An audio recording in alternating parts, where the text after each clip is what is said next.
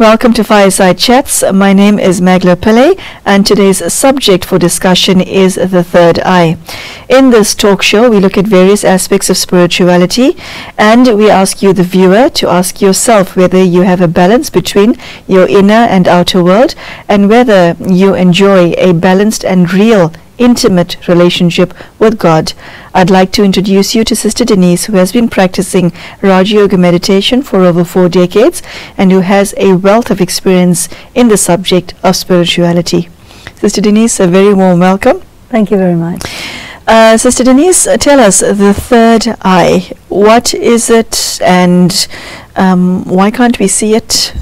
The third eye is something that people on a spiritual practice or on a spiritual search very often are really trying to acquire. People very often don't really know what it is, but it is shown on different images of deities or the Buddha or different individuals who are known to be very spiritually developed, that the third eye is open. So that means that there is an eye, not like the two eyes, but some part of you that has a capacity to see something which could be closed or open. So acquiring the third eye means that that part has to become open instead of closed. Now when you see images of these these idols or these characters with the third eye, the eye is always shown vertical. Our two eyes are horizontal. So in a way it indicates that the third eye sees things that are up there or out there, and the two eyes are limited to everyday reality. Even the material world is outside the range of the two eyes as soon as it gets out of everyday reality. I mean, you cannot see X-rays or gamma rays, but they're there. And so you have the eyes which are aided by technological instruments that can extend what you can see, but it's not going to be able to enable you to see the things that are not part of the material world. And of course the first thing that the third eye is for is to be able to see the self, the soul. So the one thing people cannot do is see themselves. I mean, you can see a reflection of your body in the mirror, but you don't know who you are. So seeing the self has to do with knowing who you are. So if you want to know who you are, and you want the third eye, that's the same thing. But the third eye can see even further than your actual self, because with the third eye you can also see God. And this is another thing that many people are striving for. They want to know who is God, what is God, where is God, is there a God, if so, what is God doing, and I want to know. So it is with the third eye that you can perceive that. You see, so a third very strange aspect of the third eye. One of the deities of India, whose name is Shankar, it is said for Shankar that when he opens his third eye, the world is destroyed. So then the third eye is desirable, or is it undesirable? Because should the world be destroyed or not be destroyed? Well, most people would think, no, we like the world. Even though the world is in a mess, we still like the world. Sister Denise, opening one's third eye, do you open it yourself or is it opened for you? You know, it is said that God, Shiva in particular, is the bestower of the third eye. And then it's also said the third eye of the mind, or it is also said the third eye of knowledge.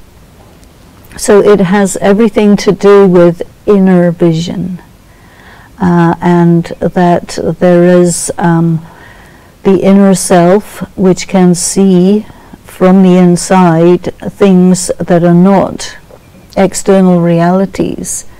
And so, of course, yes, most of the people of the world are completely dead or blind to that dimension. And I think people sometimes will struggle to be able to see, and they're unable to see. So I don't think that you open up your own third eye, but it's something more like you get touched by the hand of God, of who doesn't have any hands, and then your third eye opens, which is not at all an eye, but it's a capacity to see what couldn't be seen hitherto. So, Sister Denise, when one's third eye is opened, is it the eye that is able to see, or an eye that's able to understand? What does the eye do? What's its function? Well, when you understand something, you very often say, "Oh, I see what you mean." Okay. So there is a connection between seeing and understanding.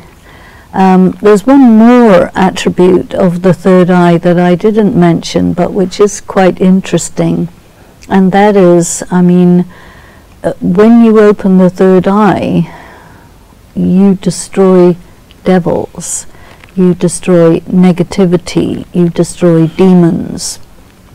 So I think that has to do with the use of the third eye as an instrument that enables you to get through your inner demons, and in that case it has that other function as well. So once the third eye is opened in an individual, does it stay opened? Can it reclose? Are you allowed to blink? I think that people do a lot of blinking and going back to sleep and closing it, so it has to be sustained and maintained, and you have to check, is it open, and I think a practice that one wants to do is to be able to see everything using all three eyes.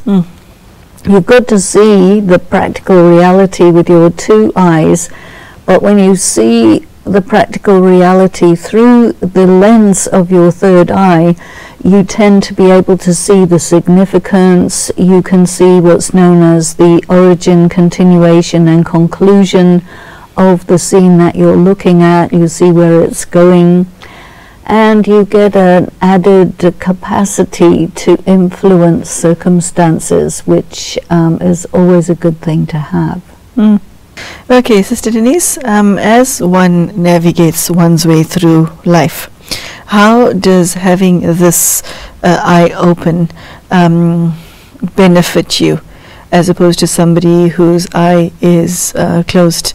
Take us through the practical hallways of life. What does it give to you? What does it do for you, having this eye opened? Well, you know that very often in our regular way of speaking, we can sometimes qualify some incident or some discovery as an eye-opener. And I think that is also a reference to this inner eye or the third eye. Maybe it's not an eye-opener concerning some spiritual thing, but it's still an eye-opener that helps you understand something about life, something about society, whatever, so that you are no longer blind to things that you need to be aware of.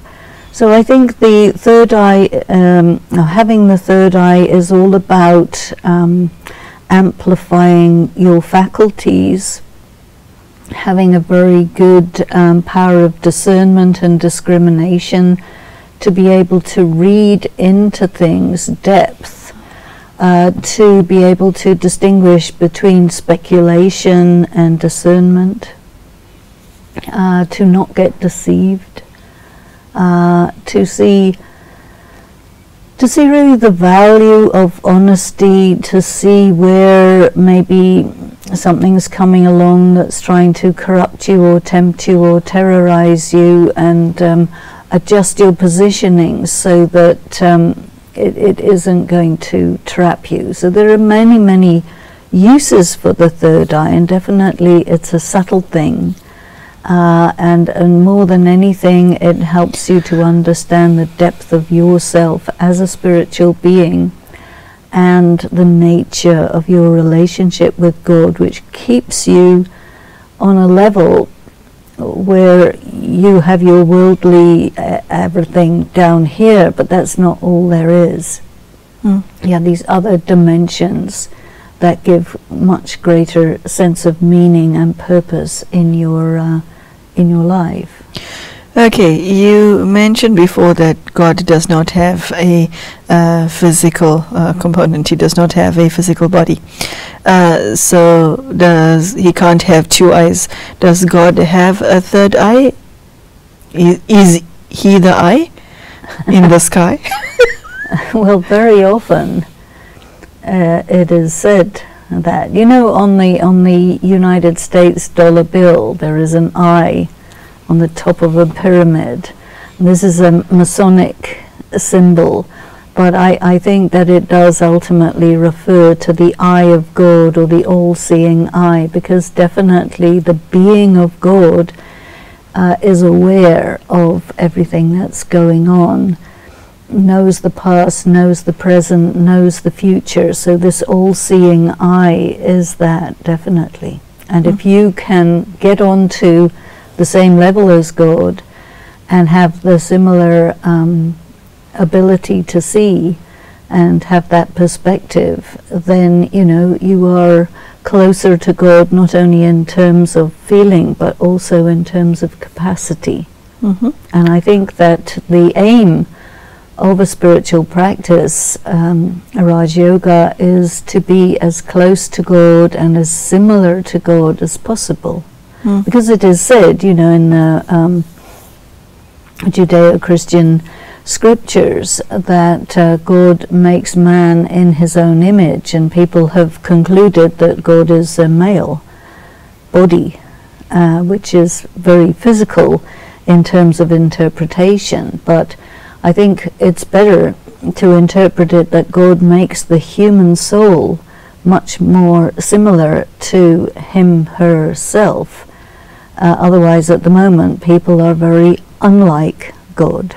But how do you become like from unlike is by something like osmosis, something like being near. And the third eye is also linked, I think, to the alchemical philosopher's stone, because the third eye is to do with your depth of understanding, your intellect. And the stone of a philosopher, philosophers don't need stones. Philosophers need an instrument of perception which has absolute clarity. And so the symbol for that is a diamond. And of course, a diamond is physical and you can see right through it with your physical eyes, but again it is symbolic of what can be seen with the third eye. So having the third eye is, I think, what the alchemists are looking for when they're having their quest for the philosopher's stone. Yes, Denise, from what I'm picking up regarding what you just said, the one whose third eye is opened is able to see that which is not visible or tangible on the physical level. Yeah. Why is it necessary to understand all that is going on? Is there some things that are not best left in the dark, as it were? Because mankind has existed up until now without this knowledge, and well, the world is not perfect, but it's still standing, well, at least for now. So tell me, why know, why see, why go so deep? What is the point? Well, I think that it's not that everyone is interested in such things, but there are quite a lot of people who see everything and they want to know what is behind it all. Where is it going? What's the purpose? What's it for? Who is behind it?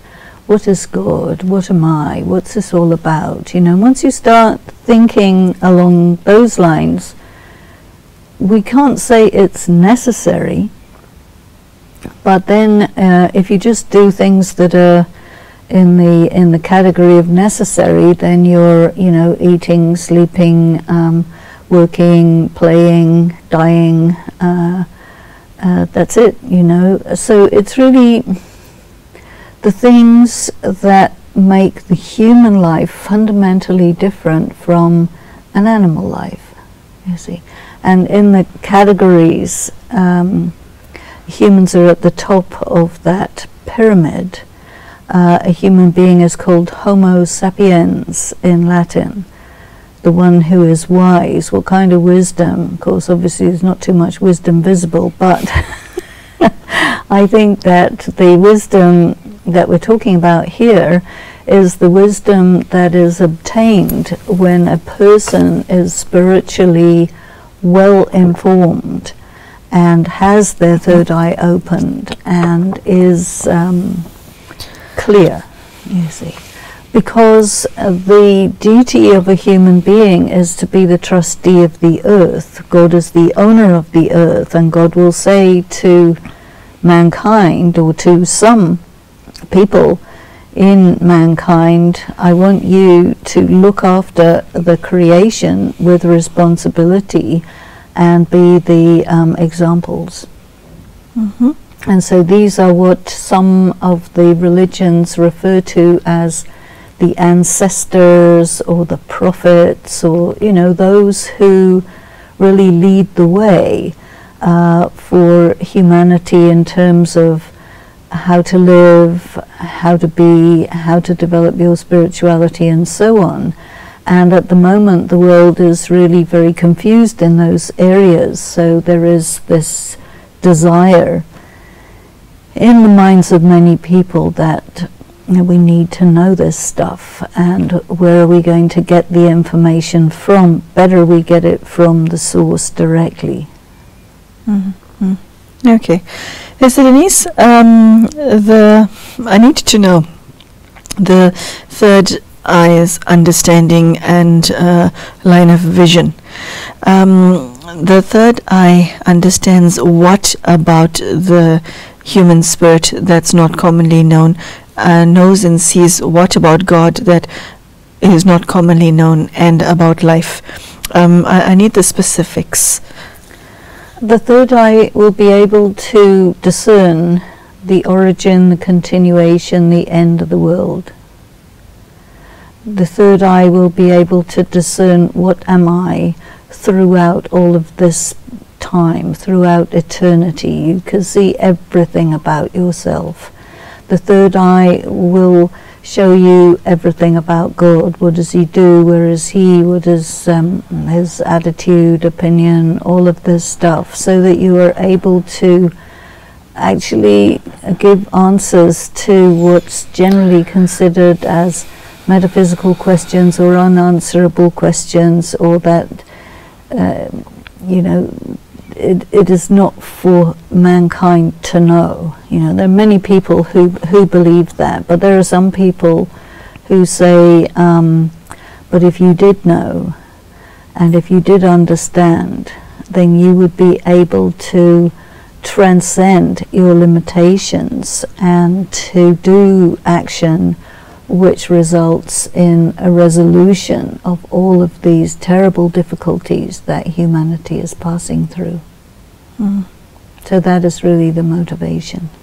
So understanding is one aspect of living or being. What do you do with this understanding? How do you implement it? This comes from somebody who is extremely practical. How do you bring it into your day-to-day existence? You can't possibly store all of the information in the library of your intellect and just know it and keep it there. That's not the purpose of getting it, is it? How do you use it on a practical level?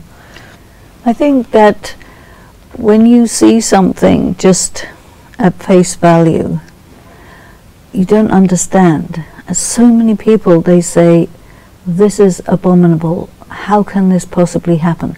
How can God allow this to happen?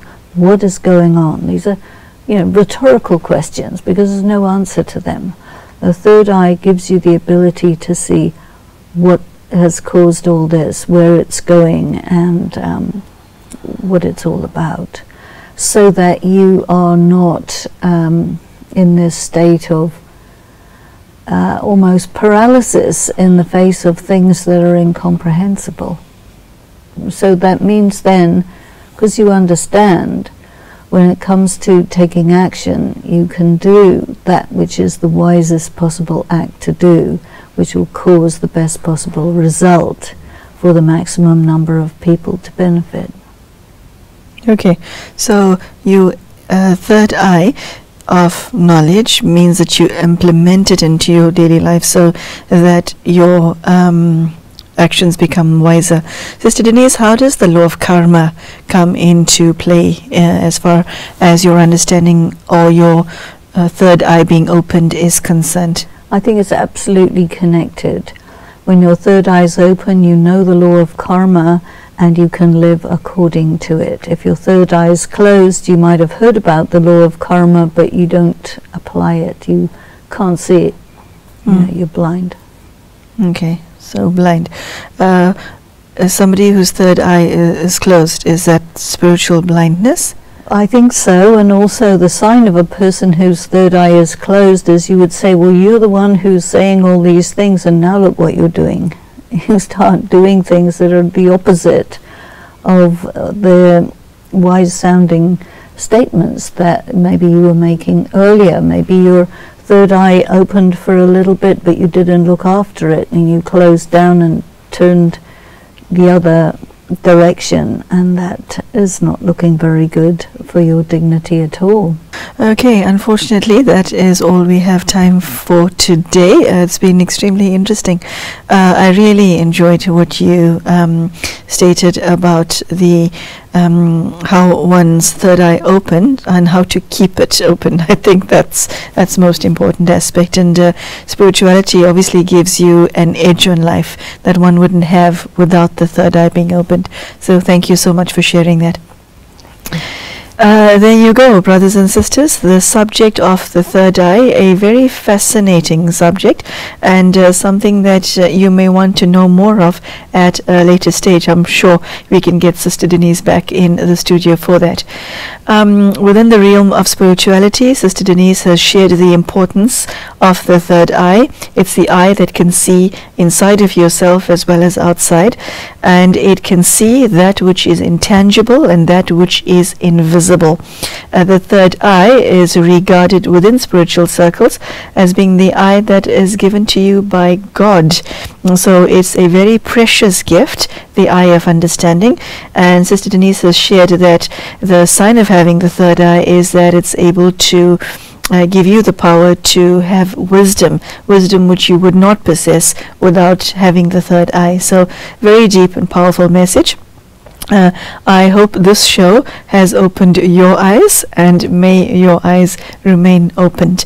Thank you for joining us, and we will see you soon.